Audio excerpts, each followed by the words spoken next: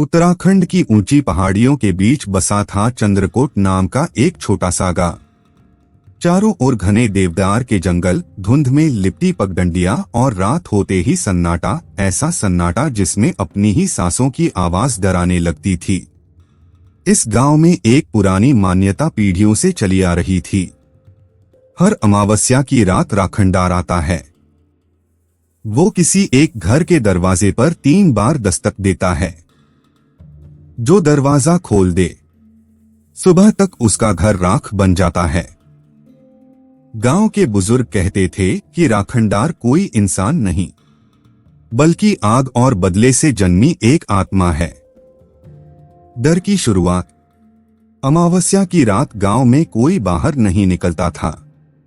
हर घर में दिए बुझा दिए जाते, खिड़कियां बंद कर ली जाती और बच्चे मां बाप की गोद में सिमट जाते।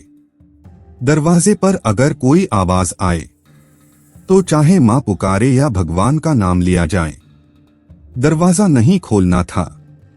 पिछले 10 सालों में 3 घर जलकर राख हो चुके थे। अजीब बात यह थी कि आग लगने का कोई निशान नहीं मिलता था। ना धुआं, ना चीख, बस सुबह काली राख और बीच में पड़ा एक जला हुआ दरवाजा। शिक्षक की एंट्री। इसी गांव में हाल ही में आए थे अजय शर्मा। शहर से आया एक विज्ञान का शिक्षक। अजय पढ़ा लिखा था, तर्क में विश्वास रखता था। वो भूत प्रेत, आत्मा जैसी बातों को अंधविश्वास मानता था। गांव वालों ने उसे बहुत समझाया, मास्टर जी, अमावस्या की रात कुछ भी हो जाए, दरवाजा मत खोलना। अजय मुस्कुरा देता। डर इंसान के दिमाग में होता है, बाहर कुछ नहीं, लेकिन कहीं न कहीं ये कहानी उसके मन में घर कर गई थी। अमावस्या की रात। वो रात आ ही गई। आसमान काला था, चांद का नामो निशान नहीं। तेज ठंडी हवा खिड़कियों से टकरा रही थी। अजय अपने घर में अकेला था। किताब पढ़ते पढ़ते अचानक ठक, उसने नजर उठाई। ठक ठक 3 बार। अजय की सांस थम गई। उसने घड़ी देखी। रात के ठीक 12 बजे। उसके कानों में गांव वालों की चेतावनी गूंजने लगी। अचानक दरवाजे के बाहर से एक भारी जली हुई सी आवाज आई। अजय शर्मा, दरवाजा खोलो। अजय के हाथ कांपने लगे। ये नाम कैसे जानता था? सच्चाई जानने की जिद। अजय ने खुद को संभाला। कोई मजाक कर रहा है, उसने खुद से कहा। उसने दरवाजे की कुंडी पकड़ी। दिल जोर जोर से धड़क रहा था।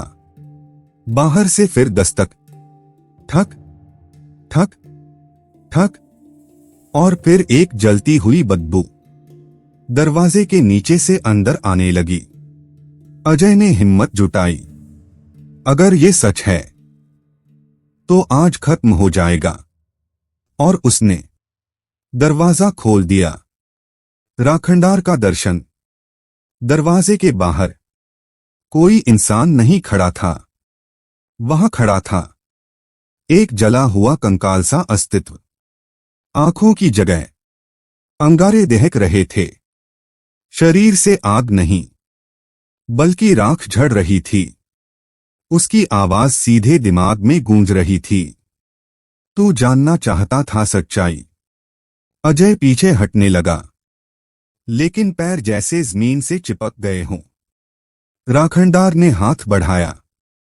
अचानक अजय के दिमाग में दृश्य बदलने लगे। अतीत का राज। 100 साल पहले इसी गांव में एक निर्दोष आदमी को जिंदा जला दिया गया था।